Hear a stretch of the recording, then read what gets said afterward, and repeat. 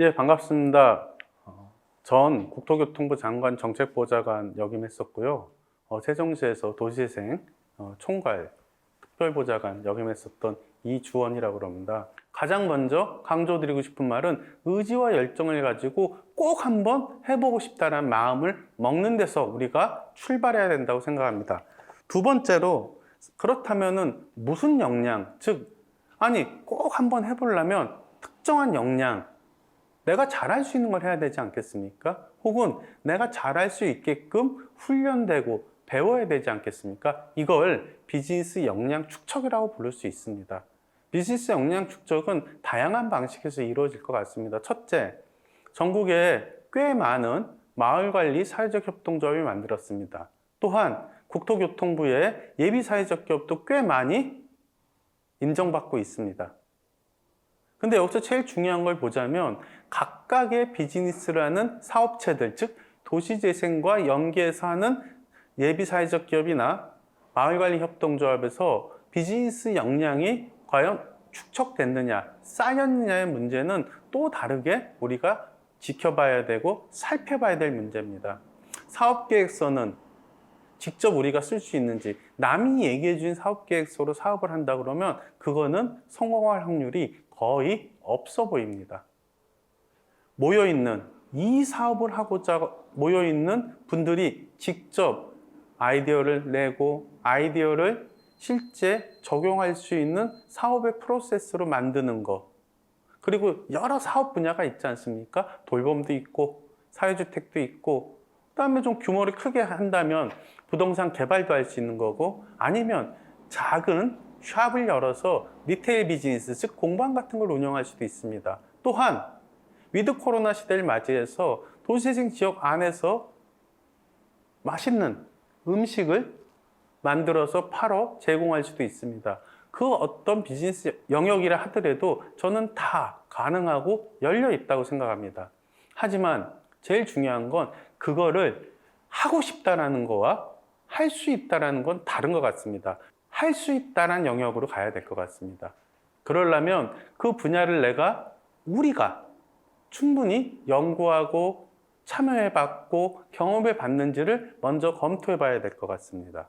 그렇기 때문에 우리가 잘할 수 있는 게 무엇인지를 찾고, 그 찾은 그 무엇을 잘 풀어가기 위해서 사업계획서를 써내고 자본을 모으고, 마을관리협동조합 같은 경우는 조합원들을 모아서 출자를 받는다면 일반 주식회사나 유한회사 그리고 다른 형태의 비즈니스 조직들은 주식을 발행해서 투자를 받고 그렇게 시작하는 거 아니겠습니까? 개인 사업자보다 법인 성격을 가지고 있는 사업자가 사업의 지속기간이 길다는 게 일반적인 평가입니다. 그 이유는 하나입니다. 즉 법인 사업자가 개인 사업자보다 비즈니스 역량 축적이 더 잘 돼 있기 때문에 좀 더 길게 오래 지속 가능할 수 있게끔 사업을 하는 것이고요. 두 번째가 자본금 문제입니다. 마을관리협동조합이 많이 만들어졌지만 아직 마을관리협동조합이 자본금적 측면, 즉 조합원의 출자금 측면에서 보면 그렇게 탄탄하거나 역량이 갖춰졌다고 보기는 어렵습니다. 의지, 꼭 해보고 싶다, 열정, 해봐야 되겠다라는 건 우리가 마음먹기 나름일 수 있겠지만 비즈니스 역량을 쌓는 거는 마음만 먹는다고 되진 않습니다. 즉 축적의 시간이 필요합니다. 쌓이는 시간이 필요합니다. 그 쌓이는 시간 동안 자본금도 모으고 사람도 모으고 비즈니스 모델도 발굴하고 개발해야 되는 겁니다. 비즈니스 역량 축적 과정에서 이걸 만들어야 됩니다. 수익 모델을 만들어야 됩니다. 하나일 수도 있고요, 여러 개일 수도 있습니다. 특별하게 남보다 더 잘할 자신이 없으면 여러 포트폴리오 모델들을 한번 테이블 위에 올려놔 보자. 즉 수익 모델들을 테이블 위에 올려놓고 우리가 한번 수익 모델을 계획하고 실행해 보자. 상품 개발이라는 건 아이디어를 탁 나와서 아이디어를 세상에 딱 제안한다고 이게 상품이 되지 않습니다. 소비하게끔 매력적으로 가공하고 포장하는, 그리고 품질 자체도 좋게 만드는 것들이 필요합니다. 이게 바로 수익 모델을 계획하고 실행하는 과정입니다. 자본금이 튼튼할수록, 그 다음에 참여한 사람들의 인내 자본, 그러니까 이 사람들이 역량에 따라서 이 투자의 시간을 단축시킬 수도 있고 상품을 더 많이 만들 수도 있고 더 좋게 만들 수도 있는 거죠. 여기서 상품은 서비스가 될 수도 있고요. 아니면 직접 구매하는 굿즈 같은 것도 될 수 있고요. 아니면 좋은 레시피를 가지고 있고 맛을 가지고 있는 음식이 될 수도 있습니다. 다만 제일 중요한 건 수익 모델도 계획에서 실행까지 끊임없이 시행착오를 반복하면서 투자해야 된다는 겁니다. 수익 모델 자체의 상품이 어느 정도 퀄리티 수준에 올랐을 때 그때 소비가 하나둘씩 이루어집니다. 여기까지 수익 모델을 계획해서 실행해서 어느 정도의 상품으로서의 가치를 올릴 때까지의 시간, 이 시간을 또 끊임없이 투자해 나가는 힘, 이 힘을 키우는 게 바로 지속 가능한 비즈니스 모델을 만드는 겁니다. 아이디어는 상품이 아닙니다. 아이디어가 끊임없이 시행착오가 반복되고 새로운 상품으로 업그레이드되고 또한 여기에 다른 요소도 한번 가미해보고 이런 것들이 계속 시도되고 실험되고 반복될 때 이게 상품이 되는 겁니다. 여기에 들어가는 자본, 사람, 시간이 바로 되게 중요한 미션이 되는 거죠. 이거를 버틸 수 있으면 지속 가능해지는 거고요. 이걸 버티지 못하면 사실은 아이디어만 내놓고 실행해보지도 못하고 그냥 한 발 뒤로 물러나서 나 그냥 해봤는데 안 되더라. 이런 식으로 정리하게 되는 구조일 수도 있습니다. 도시재생 지역에서 비즈니스를 하다 보면 다른 업종과 많이 부닥칠 수 있습니다. 이 과정에 지역사회 여러 이해관계자들이 문제를 제기할 수 있다는 겁니다.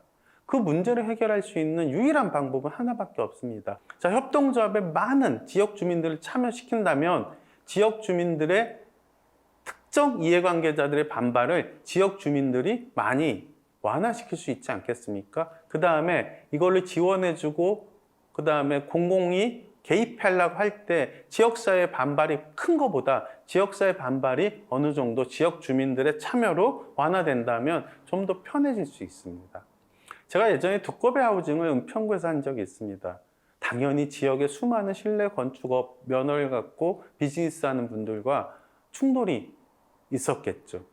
그럼 그분들은 두꺼비 하우징에 대해서 우호적인 이야기를 했을까요? 아니면 우호적이지 않은 이야기를 했을까요? 당연히 전자였습니다. 지역사회의 폭넓은 참여를 동반하지 않았습니다. 그러다 보니까 지역의 수많은 이해관계자들의 문제 제기에 행정 입장에서는 소극적이 될 수밖에 없었던 겁니다. 행정이 적극적으로 이 지속 가능한 사업 모델, 즉 예비사회적 기업이 됐던 마을관리 협동조합이 됐던 이 모델의 지원을 이끌어내게 하려면 행정으로부터 이 지원을 이끌어내게 하려면 제일 중요한 것 지역사회의 다양한 이해관계자들을 이 조직 안에 어떻게 참여시킬 것인가, 어떻게 우리가 관계를 맺을 것인가에 대해서 고민을 안 할 수가 없습니다. 관계가 넓고 깊을수록 이 지속 가능성들은 좀 더 커질 수 있습니다. 하지만 관계가 좁고 얕을수록 지속 가능성은 떨어질 겁니다. 민원이라는 강력한 지역사회의 배타성에 우리가 부닥칠 수 있기 때문에 그렇습니다. 자, 그래서 제일 중요한 건 지역을 조직해내는 겁니다. 지역을 조직하는 것만큼 지속 가능성을 높이는 방법이 없습니다. 마을관리 사회적 협동조합이 됐던 예비사회적 기업이 됐던 지속 가능한 사업 모델에 이해관계자로 참여한다면 이건 우리 일이 되겠죠. 그러면은 몇몇 분들의 민원도 그 강도가 그렇게 높지 않게 행정은 느낄 겁니다. 하지만 많은 주민들이 이 과정에 참여하지 않고 일부 사람들이 주도하는데 이렇게 된다면 아무리 비즈니스가 모델이 좋다 하더라도 수많은 이해관계에 부닥칩니다.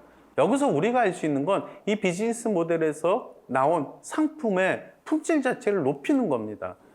그렇다고 우리가 이 지역사회에서 생계를 이어가고 있고 경제생활하고 있는 분들과 끊임없이 마찰하면서 우리만 살아남겠다고 하는 게 아니지 않습니까?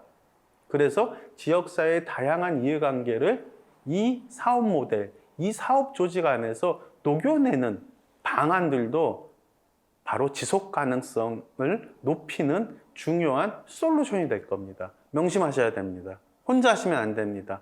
어떻게 하든지 지역과 함께 그리고 지역 주민들을 그리고 지역의 이해관계자들이 여기에 관계 맺게 하시는 거에 대해서 끊임없이 초심을 잃지 말고 우리가 고민하고 실천하고 계획하는 겁니다. 즉, 지역을 조직하십시오. 5번째 말씀드리겠습니다. 사람들의 생각은 거의 대동소이합니다. 저 또한도 그렇습니다. 하지만 비즈니스는 혁신적이고 신선하고 새로운 상품들을 끊임없이 내는 사람들이 이기는 구조입니다. 당연히 우리가 지속 가능한 사업 모델을 만들려면 우리 상품 안에서 혁신을 만들어내야 됩니다. 그럼 누가 할까요? 바로 혁신은 혁신가들이 하게 돼 있습니다. 저는 그렇기 때문에 새로운 생각, 다른 생각을 하고 있는 청년들의 혁신가를 이 지속 가능한 사업 모델에 태워야 된다고 생각합니다. 참여시켜야 된다고 생각합니다. 제가 보기에 청년을 이러한 지속 가능한 사업 모델의 주인공으로 만들 때만이 바로 혁신이 일어나고 새로움이 동반되며 다른 생각이 상품 속에 녹아나서 소비자들에게 먹힐 수 있는 상품으로 이어질 확률이 전 높다고 보는 겁니다. 도시재생 경제조직이 청년들의 혁신적 생각, 새로운 사고의 언덕이 돼주시면 됩니다. 다시 말해 지역이 청년들에게 언덕이 되는 그런 사업 모델, 사업 구조, 사업 조직이 바로 도시재생과 연계된 도시재생 경제조직이 아닐까 생각합니다. 그렇게 시작하셔야 됩니다. 성공은 그냥 오지 않습니다. 아무리 경제생활을 오래 하셨던 분이라도 누구나 실패라는 것을 할 수밖에 없습니다. 그럼 실패가 무섭다고, 구더기가 무섭다고 장을 담그지 말아야 됩니까? 우리 존재의 가장 큰 특징은 실패로부터 배울 때 성공의 지름길이 열리지 않을까 생각합니다. 저는 취약한 인적 구조, 취약한 자본 구조를 가지고 시작하는 도시재생 경제조직, 마을관리협동조합, 예비사회적 기업 등등이 실패를 두려워하는 순간 저는 아무것도 할 수 없다고 생각합니다. 하지만 실패는 두렵고 무섭습니다. 실패를 하면 그냥 사업 모델이 실패하는 게 아니라 관계가 결단나기도 합니다. 갈등과 분란이 생깁니다. 너 때문이야. 네가 잘못했어. 넌 왜 그렇게 해? 그러면서 오히려 도시재생이 추구하고 있는 아름다운 새로운 공동체의 정반대된 모습으로 헤어짐의 갈등의 그런 단초가 될 수도 있습니다. 그래서 잘 실패하는 훈련들이 필요합니다.